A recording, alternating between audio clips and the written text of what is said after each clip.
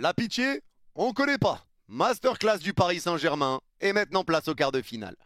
Salut les fraudes, j'espère que vous allez bien. On se retrouve pour une nouvelle vidéo débrief du match entre le PSG et l'Inter Miami. Victoire 4-0 du Paris Saint-Germain et masterclass du Paris Saint-Germain. Tu as totalement étouffé cette équipe de l'Inter Miami. Tu leur as pris le ballon, tu les as privés de ballon, tu les as empêchés de tirer. Zéro tir pour l'Inter Miami en première mi-temps, zéro tir, zéro corner. Ils n'arrivaient pas à aller dans ta moitié de terrain. Tu dominais, tu pressais, t'étais dangereux, t'as mis du mouvement, de l'intensité. On a revu le PSG de cette saison. Et ça fait du bien parce qu'on les sentait un petit peu fatigués sur les derniers matchs qu'on a joués en Coupe du Monde des clubs. Et là, tu vois que le repos de 6 jours leur a fait du bien. Et le deuxième bon point dans tout ça, c'est que tu as tué le match en 45 minutes. Ce qui fait que Luis Enrique a pu faire des changements pour faire reposer un peu les cadres. Et en deuxième mi-temps, tu t'es géré. Tu as arrêté de presser, tu as arrêté de mettre de la pression, tu as laissé le ballon un petit peu à Miami. Et ils n'ont même pas été plus dangereux que ça. En réalité, il y a juste eu une belle parade de Donnarumma sur une tête de Messi, si je dis pas de bêtises. Mais sinon, il n'y a pas eu grand-chose. En deuxième mi-temps, tu t'es géré et c'est normal. Il y avait 4-0, tu te gères, la compétition est encore longue. Donc pour moi, c'est ce qu'il fallait faire. Mais sur cette première mi-temps, waouh! Waouh! Une première mi-temps sans appel. Un PSG qui a été vraiment bien en place. Une équipe qui a été vraiment solide, vraiment concernée. Tout le monde a pressé. T'arrivais à récupérer tous les ballons. L'Inter Miami n'arrivait pas à se dégager. Ils n'arrivaient pas à aller dans ta moitié de terrain. Ils n'arrivaient pas à se créer des situations. Parce que Paris pressait très bien. Parce que tout le monde faisait les efforts. Parce que tout le monde se donnait. Et quand tu avais la balle, eh ben, il n'y avait pas de déchets. Tu gardais le ballon, tu faisais tourner, tu faisais coulisser. Il y avait du mouvement. Les joueurs faisaient des appels. Tu te servais de l'appel d'un pour donner le ballon à l'autre, tu gardais bien le ballon et encore une fois, le milieu de terrain qui a été le métronome aujourd'hui.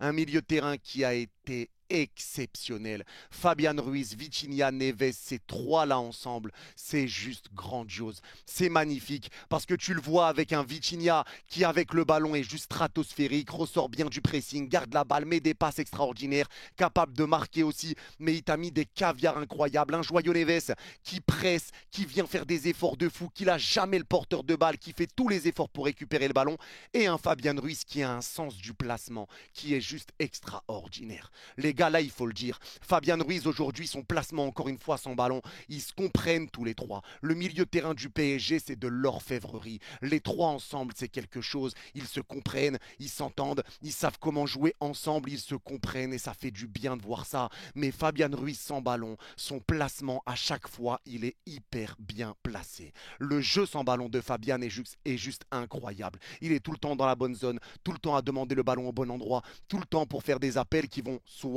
lui donner le ballon, soit libérer l'espace d'un autre côté. Et ça, c'est une masterclass. Masterclass. Fabian Ruiz, les gars, l'évolution qu'il a eue en si peu de temps, le niveau qu'il avait par rapport à ce qu'il est devenu en si peu de temps, j'ai jamais vu ça de ma vie. Et là, il faut le dire, j'ai jamais vu ça de ma vie. Fabian Ruiz est exceptionnel. Le match, encore une fois, qu'il fait aujourd'hui, c'est une masterclass. Et pour ceux qui vont dire, mais c'était que Miami en face, arrêtez de vous enflammer, il vous faut quoi de plus? Paris a joué la Ligue 1, on l'a gagné. On a joué la Coupe de France, on l'a gagné. On a joué le Trophée des Champions, on l'a gagné. On a joué la Champions League, on l'a gagné. Il vous faut quoi de plus? Et c'est pas parce que c'est l'Inter Miami en face. Aujourd'hui, on est content de voir le PSG jouer de cette manière parce qu'on avait des doutes sur leur état de forme quand on voyait les matchs en phase de poule contre Botafogo, Seattle, etc. Tu voyais que quand même physiquement, ça commençait à tirer. Mais là, les 6 jours leur ont fait du bien et nous, on est content, peu importe l'adversaire, parce que c'est pas une question d'adversité encore. Le PSG a gagné la Champions League. On a tapé tout le monde. Tout le monde. Donc on n'a plus rien à prouver. Donc cet argument tombe à l'eau. On n'a plus rien à prouver. Là, on n'est pas en train de faire les fanfarons devant l'Inter Miami. On est content de voir le PSG rejouer de cette manière parce que là, ça fait du bien. On a revu le PSG qu'on a vu depuis le mois de janvier. Un PSG qui presse, qui récupère des ballons, qui étouffe l'adversaire, qui permute, qui fait des appels de balles, qui garde la balle et qui tourne et qui fait mal au crâne. Tout simplement, et là ça fait du bien. Et aujourd'hui on l'a bien fait avec un milieu de terrain qui a été extraordinaire. Vitinha qui est élu homme du match. Vitinha encore une fois, ce joueur-là porte bien son nom. On l'appelle Joyeux Neves, mais il porte bien son nom. C'est un clébard qui court partout. Il ne lâche jamais le joueur qui a le ballon. Dès qu'on perd le ballon, il y a Neves qui presse à gauche, à droite. devant, derrière, il est là. Balle au pied, il est bon. Conservation de balle, il est bon. L'entente au milieu de terrain, il est bon. Son placement, il est bon. Neves est hors norme et il te plante un doublé ce soir. 2 buts pour Joyeux Neves. 2 buts pour Joyeux Neves. Masterclass. Masterclass de Neves. Match exceptionnel de sa part. Match exceptionnel de Vitinha également. Balle au pied, ses passes, les caviars qu'il a envoyés, la vision de jeu, les portées de balle, les conservations de balle, sous pression, les ressorties du ballon. Moi, j'ai plus les mots. Moi, j'ai plus les mots. Ce milieu de terrain-là est tellement complémentaire. Ce milieu de terrain-là est tellement fort et ils vont tellement bien ensemble parce qu'ils se comprennent, ils savent comment jouer ensemble, ils savent comment bouger ensemble, ils savent où se trouver et ils savent le rôle qu'ils ont tous les trois. Et c'est ça qui fait du bien. Et c'est pour ça, il y en a certains qui disent ouais, faut qu'on aille récupérer un milieu de terrain, comme ça, hop, on part avec un milieu de terrain, Vitinha, Neves et la recrue pour mettre Fabian sur le banc. Les gars, moi je vous le dis, faire sauter Fabian du 11, va falloir se lever de bonne heure. Va falloir se lever très tôt parce que moi je vous le dis, Fabian depuis le mois de janvier, à l'heure où on parle, Fabian fait partie des meilleurs milieux de terrain au monde. Et moi je ne veux pas rentrer dans un débat avec vous, c'est mon avis et je le pense très sincèrement. Fabian fait partie des meilleurs milieux de terrain au monde. Et ce milieu de terrain là, titulaire du PSG, Fabian, Neves, Vitinha, il est extraordinaire et je ne l'échange contre rien ni personne. Comme ça, c'est clair.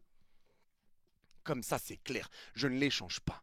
Parce que ces joueurs se comprennent et jouent très très bien ensemble et ils se bonifient les uns les autres. Encore une fois, c'est un milieu de terrain qui a dicté le tempo avec des attaquants qui pressaient, des attaquants qui faisaient les efforts et tu l'as vu avec un Désiré Doué. Aujourd'hui, moi j'ai aimé Désiré Doué dans ce rôle de numéro 9 parce qu'on a vu un Désiré Doué qui a essayé de faire ce que Dembélé fait. Il a essayé de le faire et de la bonne manière. C'est un Désiré Doué qui a essayé de jouer en une touche de balle en pivot un peu dos au but pour orienter le jeu. Un Désiré Doué qui essayait de décrocher pour récupérer un peu des ballons et organiser le jeu. Un Désiré Doué qui a essayé de servir ses coéquipiers. Un Désiré Doué qui a fait des bons appels de balles. Un Désiré Doué qui pouvait bifurquer à gauche, à droite parce que les autres attaquants se comprennent aussi et ils comprennent les mouvements les uns les autres. Encore une fois, avec la permutation qui part dans tous les sens. Juste, tu les regardes et t'es fatigué. Tu les regardes, t'es fatigué parce que tu vois que ça bouge de partout. Tu comprends rien.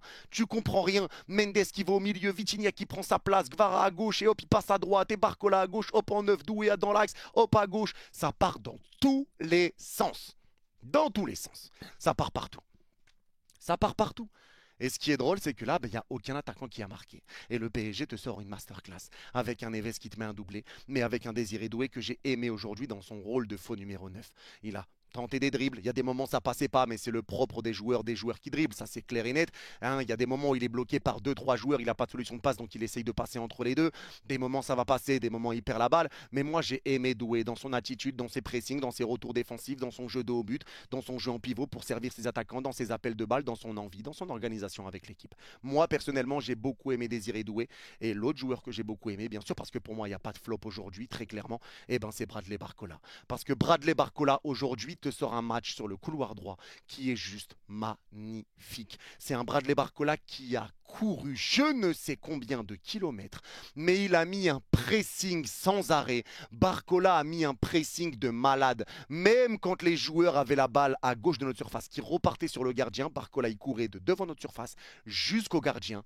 Pleine balle, il courait et il essayait de presser pour empêcher les relances. Barcola a couru, Barcola a fait des efforts, Barcola a ramené du danger, Barcola a été là dans les occasions de but. Il n'a pas été décisif, mais il a été là dans les actions de but. Il a été présent, des bonnes passes, une bonne vision, il a eu des occasions de marquer, mais ça a été arrêté par Oustari. Aujourd'hui, Barcola, dans l'effort, dans tout, ça a été un très grand match de Bradley.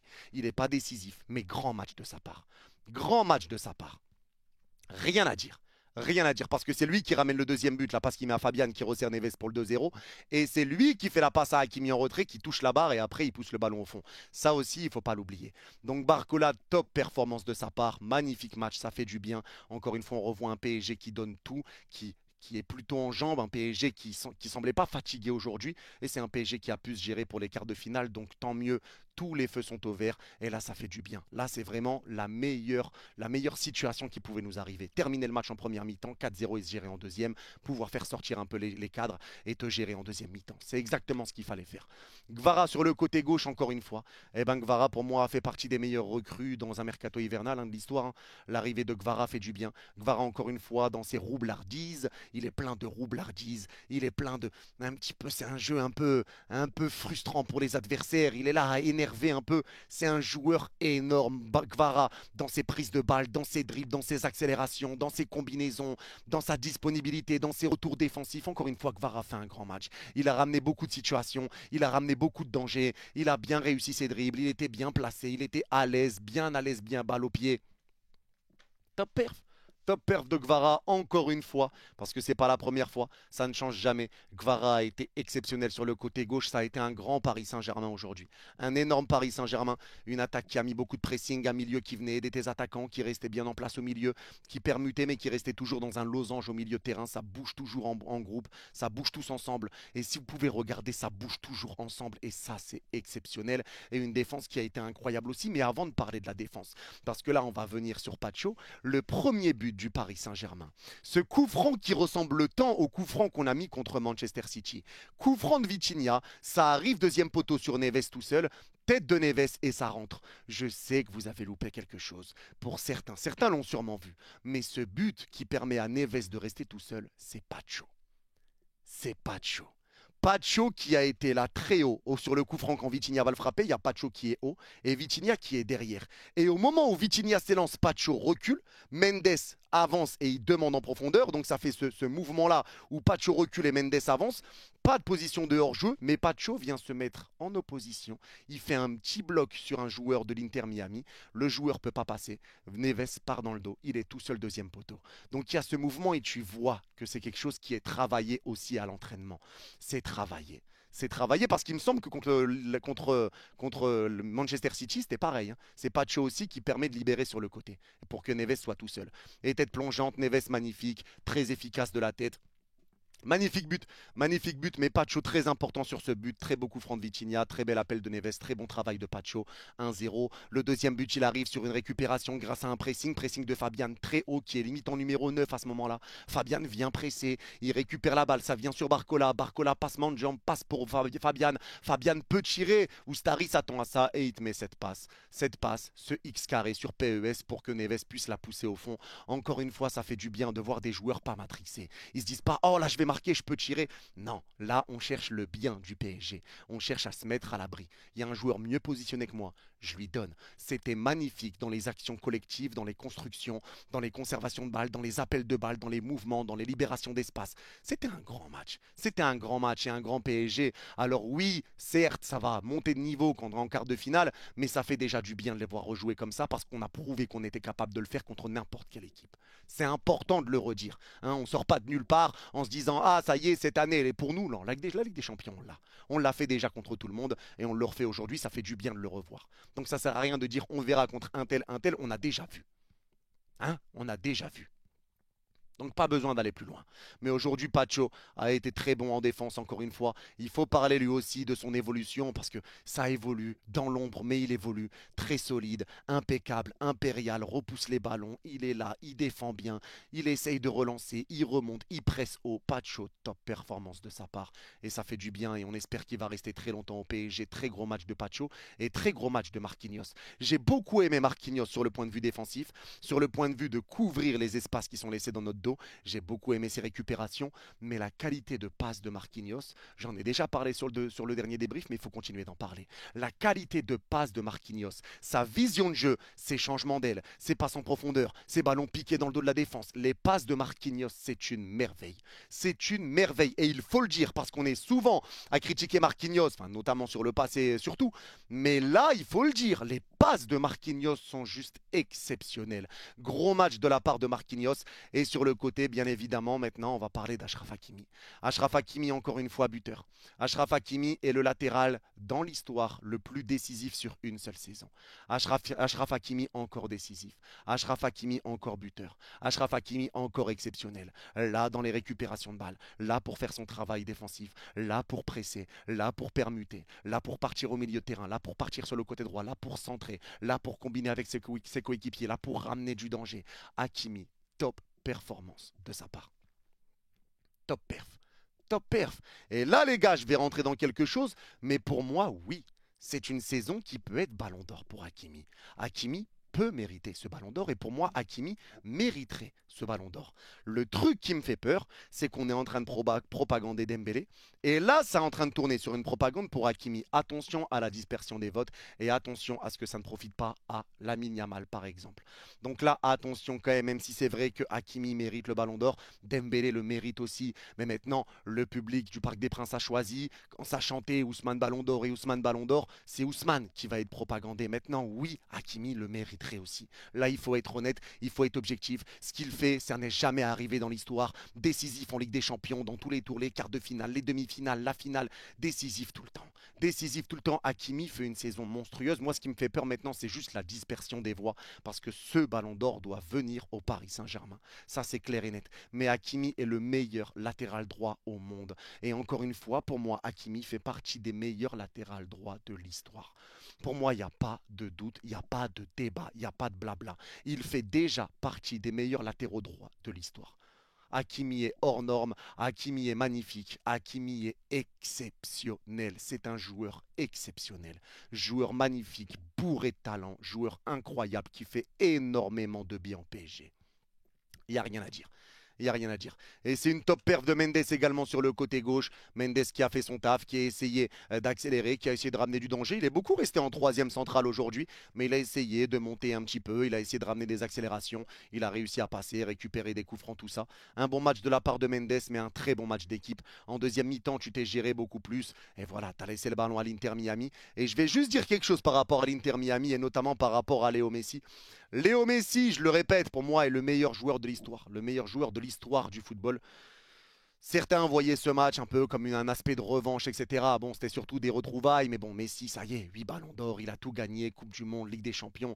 Là, il est à Miami. Que Miami soit en huitième de finale, c'était déjà historique et c'était déjà incroyable pour eux. Là, la marche était trop haute, clairement. C'est beaucoup trop haut pour eux et tu l'as senti. Là, il n'y avait pas photo, il y avait un monde d'écart entre le PSG et Miami. Mais je tiens quand même à dire que Léo Messi, encore à son âge, balle au pied. Waouh, waouh. Balle au pied, tu le sens. Tu sens que c'est Léo Messi. Tu sens que c'est Léo Messi. Je pense à la passe qu'il met sur un centre. Ça revient entrer de surface en l'air. Il te met une passe plate du pied en l'air qui passe au-dessus de Beraldo. Il saute, il ne peut pas la voir. Ça revient sur Suarez qui rate son contrôle. La passe était magnifique. La vision de jeu encore, la qualité de passe. Balle au pied, tu sens que c'est Messi. Tu sens que c'est Messi et balle au pied, il aura été très bon. La deuxième mi-temps de Messi aura été très bonne. Après, forcément, parce que le PSG a laissé le ballon, le PSG a reculé, le PSG s'est géré. Mais balle au pied, il a été très bon. Encore une fois, forcément, c'est sur les efforts défensifs, c'est où c'est compliqué et sur les joueurs qui l'entourent. Mais voilà, c'était un très bon match du PSG. Une deuxième mi-temps où tu t'es géré et tant mieux. Moi, je suis content de tout. De la victoire, content du 4-0, content de la première mi-temps, d'avoir revu le PSG jouer de cette manière et content qu'il se soit géré en deuxième mi-temps. Et pour moi, c'est une masterclass. Et maintenant, on verra qui on va affronter. Flamengo, Bayern Munich. Ça va se savoir. En tout cas, c'est tout pour ce débrief. N'hésitez pas à me dire en commentaire si vous êtes d'accord ou pas d'accord avec moi. Et pour ceux qui ont regardé cette vidéo jusqu'au bout, n'hésitez pas à m'être qualifié en commentaire et je comprendrai que vous l'avez vu jusqu'au bout. Prenez soin de vous. Vous êtes les Gouts et allez Paris. Bye bye.